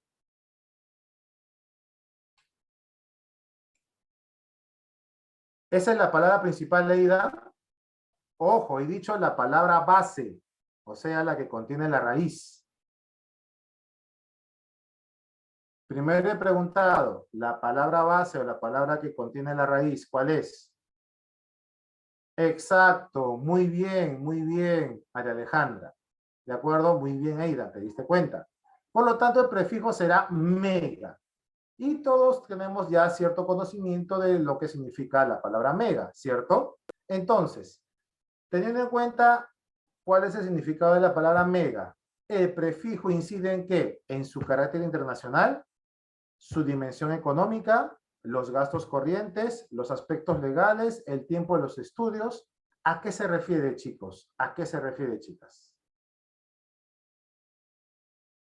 Así es, a su dimensión económica, ¿de acuerdo? Hay bastante dinero que se va a hacer ahí, ¿de acuerdo? ¿Sí? Su carácter internacional tiene que ver un poco, pero sobre todo en la cantidad de la inversión. No solamente la inversión, ojo, también la inversión a nivel de lo que es infraestructura, que eso también es inversión económica, ¿no? 3. Se desprende de la infografía que el megaproyecto del tren bioceánico tendrá un solo tren con 2 vagones, posee 2 vías con un solo sentido, requiere de 2.234,5 kilómetros por construir, va a conectar a Argentina con Chile, va a beneficiar mucho más a Bolivia. A ver, aquí está la infografía. ¿Qué puedes deducir?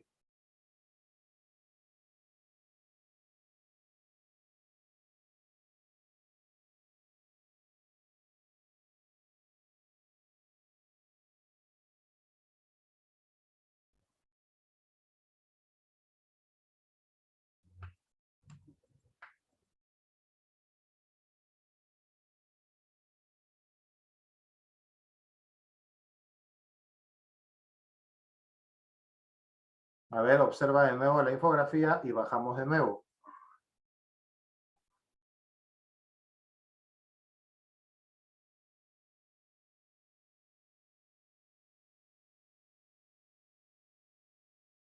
La alternativa B. Ajá. Muy bien. Muchos mencionan la alternativa B. ¿Ya? ¿Eso es cierto? Claro que sí. ¿Ya? ¿Tendrá un tren con 2 vagones? Eso es referencial. No tiene nada que ver. ¿Va a conectar Argentina con Chile? Nada que ver. ¿Va a beneficiar mucho más a Bolivia? No, va a beneficiar a los 3 países. ¿Requiere 2.000? No, no se ha construido nada. O sea, tiene que construirse todo. ¿De acuerdo? Los 3.755 kilómetros. La respuesta es la B. 4. ¿Es consistente con la infografía afirmar que el recorrido del tren bioceánico también podría beneficiar a la industria de Chile? Atraviesa una geografía muy accidentada en Brasil, será solo productivo en el tramo Perú-Bolivia, eludirá el puerto Suárez y pasa por Desaguadero, ya tiene un avance del 50% en su construcción. ¿Cuál será la respuesta? A ver, nuevamente te muestro la infografía.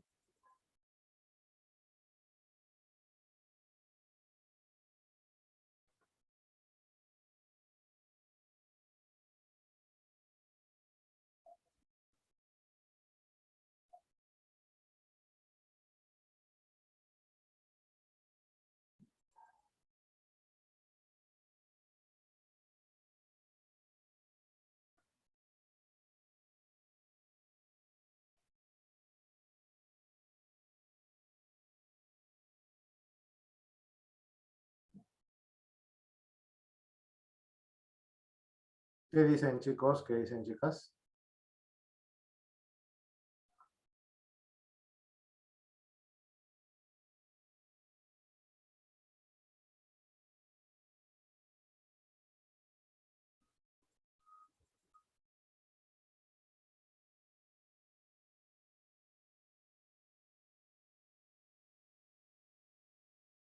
En este caso, la alternativa sería la B, ¿no? ¿Sí? Beneficiar a la industria de Chile, si fuera así, Chile también, en este caso, intervendría en la construcción, ¿cierto? Y además que no pasa por la frontera chilena. ¿Avance de 50% en su construcción? No, eso no lo menciona en la infografía. Y en cuanto a la C y la D, tampoco, ¿no? Pero obviamente en el caso de la geografía brasileña, ¿por qué accidentada? Obviamente por la cuestión de la selva, ¿no? ¿Sí? 5, y nos vamos al English. En estos 10 minutitos o 5 minutitos que nos quedan, creo, no sé. Se infiere el interés de Uruguay en el megaproyecto, es de índole, creo que ya te das cuenta, ¿no? ¿Cuál es el interés de Uruguay? ¿Será geopolítico, turístico, jurídico, ecuménico? ¿Tiene que ver algo la iglesia aquí? No, ¿verdad? La respuesta obviamente es no, María Alejandra, sería la E, comercial. Claro que es comercial. Paraguay y Uruguay lo presentan ahí y están interesados en el proyecto de integración. Básicamente esto es comercial, ¿de acuerdo? Es básicamente comercial, ¿sí? Jóvenes, entonces, bueno, sí les voy a ayudar en las preguntas. No sé qué tal está su nivel de inglés. Con sinceridad, pueden entender, digamos, aunque sea la mayor parte de lo que se menciona aquí. Este texto es, de los tres es el más corto, pero el tema es que está en inglés, ¿no? Es ahora una modalidad también dentro del examen de San Marcos, la suficiencia en el idioma inglés, ¿no? Bueno, el artículo se llama Los medios de comunicación son malos para ti, ¿no? Las evidencias y lo que se desconoce, ¿no? En este caso es de la BBC. A ver, léanlo, por favor.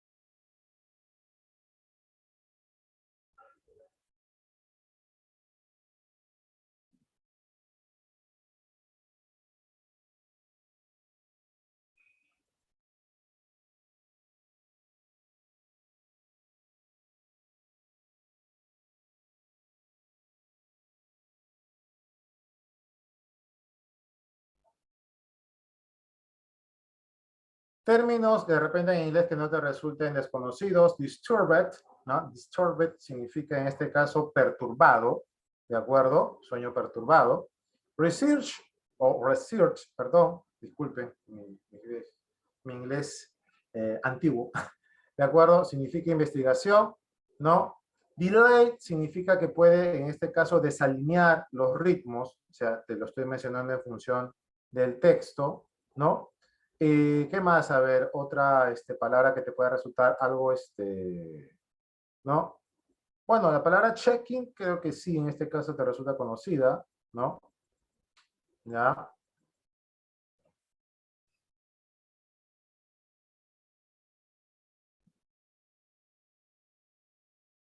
Todo lo demás creo que sí es conocido, ¿no? ¿De acuerdo?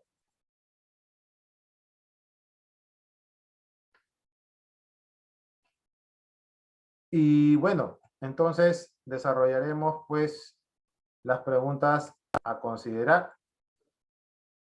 Te dice aquí, ¿cuál es la idea principal del texto o de este pequeño fragmento, ¿no? ¿Cuál es la idea principal? Te lo traduzco en todo caso, que las personas gastan o en todo caso desperdician su tiempo de sueño debido a que están navegando en las redes sociales. Esa es una, ¿no? Una de las, en este caso, posibles respuestas. Las consecuencias de los desórdenes del sueño que afectan a la producción de hormonas, ¿no? ¿Pero qué hormonas? La producción de la melatonina debe ser constante para una vida saludable. Eh, la luz artificial hace que, en este caso, le sea difícil a las personas dormir apropiadamente. Fall asleep es, ¿no? Dormir de corrido. Los desórdenes del sueño son peores y causan que en este caso, ¿no? Mejor dicho, los desórdenes del sueño son peores debido al uso de redes sociales. ¿Cuál sería la idea principal? A ver.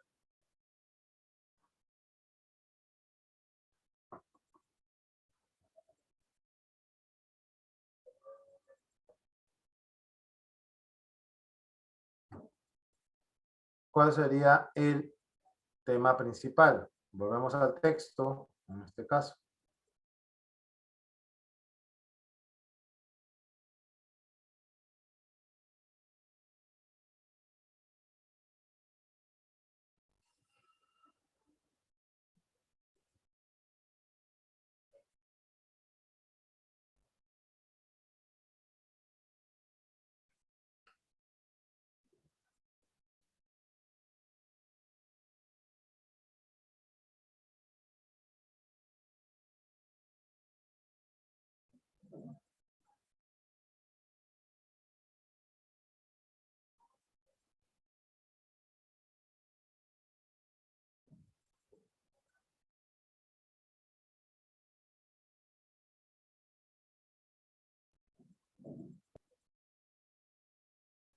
La respuesta aquí, chicos, es la D.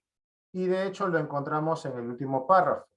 Los investigadores se dieron cuenta que justamente las luces que se desprenden de nuestros dispositivos, ¿no? Que utilizamos generalmente para comunicarnos por las redes sociales, así es, Luis, ¿no? Son los causantes de estos desórdenes del sueño, ¿no? Es decir, tú por quedarte dormido, y yo sé que tú lo haces, estimado cachimbo, ¿ya? Cachimba, ¿de acuerdo? Viendo tu smartphone, tu tablet, tu laptop, ¿no? Eso es lo que te puedes llevar a la cama, ¿no? ¿De acuerdo? Estas luces que salen de ahí son los que te complican el sueño, ¿no? La palabra culprit, ¿qué implica? Culprit, ¿no? Es como decir, la palabra culprit, ¿qué significa? Vamos a tratar de determinarlo por el contexto, dice, ¿no? En esta parte dice, a research published, o sea, una publicación de los diarios de clínicos de endocrinología y metabolismo, ¿no? Han encontrado que esto puede inhabilitar la producción de la hormona melatonina, lo cual facilita el sueño. Y la luz azul, la cual es emitida por los smartphones y las pantallas de las laptops, Es decir, son la peor que culprit. ¿Qué vendría a ser?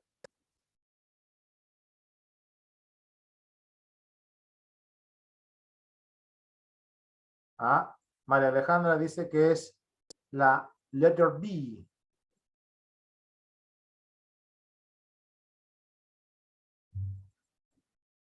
Ajá. ¿Están de acuerdo? Pues sí, en este caso culprit aplicaría a lo que es causa. Como se vio o como se muestra en el pasaje, los investigadores están de acuerdo con el siguiente punto o la siguiente afirmación. Assert, en este caso podríamos tomarla como afirmación. La luz artificial es peligrosa, es dañina. La luz azul puede, en este caso, perturbar el sueño. Facebook causa desórdenes del sueño. Bueno, a veces sí. Todas las luces afectan el ciclo del sueño. El sueño no es, digamos, importante. Substantial es importante, ¿no? ¿Cuál crees que es la respuesta aquí, en este caso, mi estimada, mi estimada? Ya para ir terminando la clase, ¿de acuerdo? Nuevamente, repito, en lo leído en el texto, los investigadores están de acuerdo con la siguiente afirmación. Las luces artificiales son dañinas, las luces azules pueden perturbar el sueño, Facebook causa desórdenes del sueño, todas las luces afectan el ciclo del sueño, el sueño no es importante. Bueno, te voy diciendo que la E definitivamente no es. Y ahora que tú ingreses, porque ya debes tener la mentalidad de que vas a ingresar, te darás cuenta que vas a perder muchas horas de sueño y que la vas a tener que recuperar, ¿no? Para tu propio bienestar. Así que la E, o sea, ni de vainas, pues chicos, el sueño es importantísimo. ¿Todas las luces afectan al ciclo del sueño? No, eso es lo que no dice el texto. ¿Facebook causa desorden del sueño? Tampoco, ¿no? ¿De acuerdo? A las personas que controlan bien las redes sociales no hay problema con eso, ¿no? Ahora, ¿la luz azul puede perturbar el sueño? Parece que eso sí lo menciona, ¿no? Y sobre la luz artificial, ¿es dañina en todo momento? No, ¿no? En este caso, las luces brillantes, ¿de acuerdo? Pero sí, las luces azules, ¿de acuerdo? Y acá lo dice, ¿no? Las cuales son emitidas por nuestros dispositivos, sí pueden, en este caso, afectar la producción de melatonina. Por lo tanto, la respuesta aquí es letter B. Nos vamos yendo. 4. De la oración, ¿no? Si tú te acostaras sobre tu almohada en la noche, ¿no? Viendo el Facebook y el Twitter, tú estás, en este caso, ¿sí? Haciendo algo indebido. Se infiere, ¿qué cosa? Que tú te sentirás más cansado el próximo día, que tú necesitas dormir más y muchas más horas, que tú sufres de insomnio, que tú no te despertarás al día siguiente, o que en este caso, pues, no podrás recuperar tu sueño de nuevo. ¿A qué se refiere esa frase?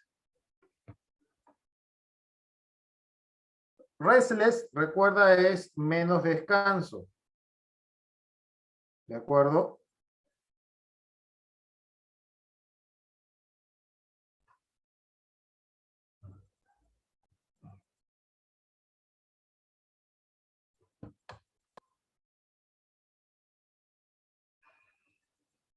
Slumber es sueño, pero no en el sentido de dream, que sueñas con algo, que tienes una aspiración. Slumber se refiere al sueño.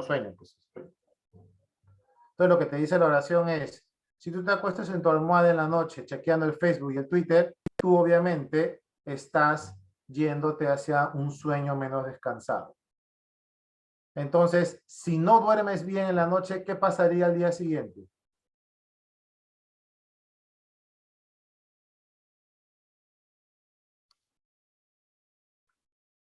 Obviamente vas a despertar cansado al siguiente día. De que no vas a recuperar el sueño, sí, lo puedes recuperar en otro momento. ¿Que no te vas a respetar al siguiente día? No, eso significaría que estarías muerto. ¿Que tú sufres de insomnio? No, eso no indica que sufras de insomnio, sino que simplemente eres un chismoso, una chismosa que se mete en las redes sociales, es otra cosa. Que en este caso necesitas dormir muchas más horas de sueño, claro, obviamente para recuperarnos, ¿no? Pero básicamente lo que va a ocurrir al siguiente día es que si has estado viendo toda la noche tu Facebook y tu Twitter, pues obviamente no te vas a despertar bien. Por último, de acuerdo con lo que se dice en el pasaje, la melatonina, ¿qué cosa es? Eso sí me la tienes que responder. Ya te ayudé bastante con la 3 y la 4. ¿Qué tipo de hormona es? ¿Es la hormona del insomnio? ¿Es la hormona del sueño? ¿Es la hormona de la luz? ¿Es la hormona de la noche? ¿O la hormona del ritmo? Así es, Alejandrita. Es la hormona del sueño. Así que ya sabes, no debes dejar de dormir. ¿Sí? Bueno, chicos, gracias por haberme acompañado nuevamente en esta nueva sesión de clase. Gracias por su participación. Bueno, han participado un poco más de la semana pasada. Espero que la semana que viene también participen mucho más. Recuerda que la participación es importante, ¿de acuerdo? Porque también de los errores vamos a aprender, ¿sí? Repasa en este caso, pues, lo que hemos visto y por favor cumple con tu tarea domiciliaria. Hasta otra ocasión, cuídense mucho. Nos vemos.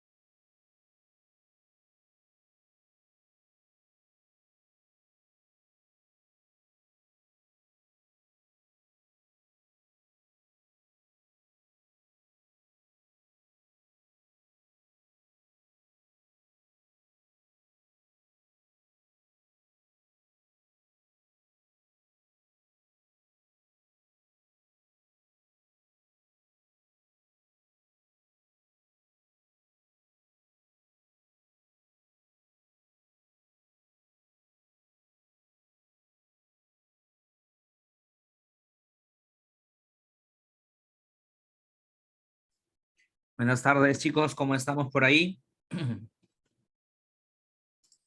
¿Se me escucha bien por ahí o no? A ver, manifiéstense. Un ratito vamos a abrir acá. ¿Dónde estás? ¿Dónde estás?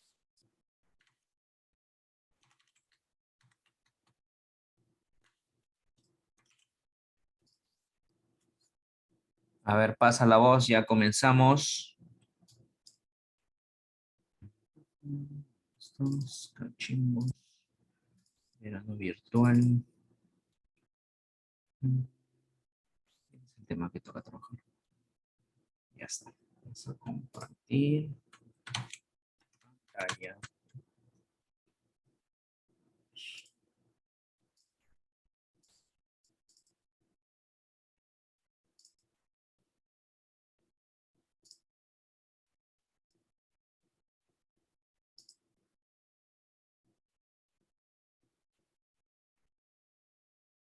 Buenas tardes, chicos. ¿Cómo estamos por ahí?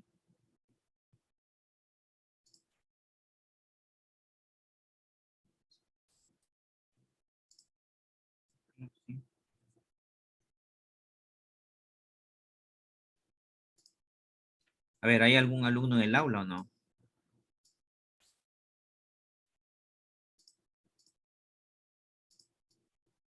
Vamos a poner música, pero entonces, ¿no?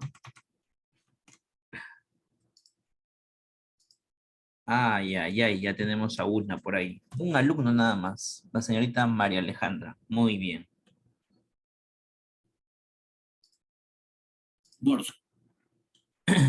Katy, muy bien. Por ahí tenemos a la señorita Katy también. Dos alumnitas por ahí. Muy bien. Ya está.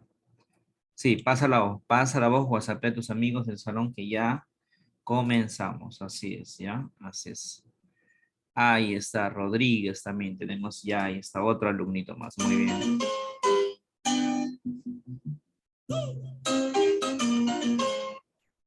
Entonces, a ver, vamos a comenzar, ¿sí? ¿Qué vamos a trabajar el día de hoy? A ver, no sé si este es el tema, ¿verdad? O este es el tema que vimos la semana. Este no es el tema, creo. El tema que nos toca trabajar, a ver, el día de hoy, ¿cuál es? A ver, déjame chequear acá un toque. Sí, está bien. Resolución, ¿no? Sino que acá no le he cambiado el título, mira. Acá era para cambiarle el título, y qué raro. El tema es resolución. Resolución de triángulos rectángulos.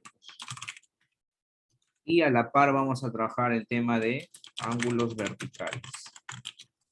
Dos temas en uno. Ahí está.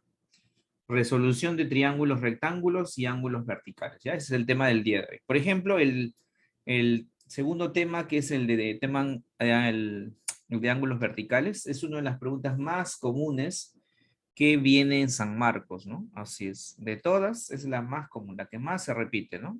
En el último examen vino, en el anterior también, y así, ¿no? Así es. Así que atentos, ya atentos, chicos. Comenzamos entonces primero con resolución de triángulos rectángulos, porque el tema